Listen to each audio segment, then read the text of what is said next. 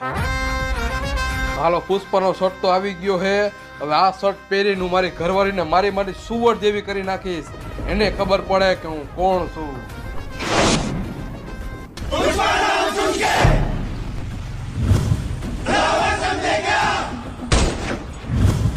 fire है तू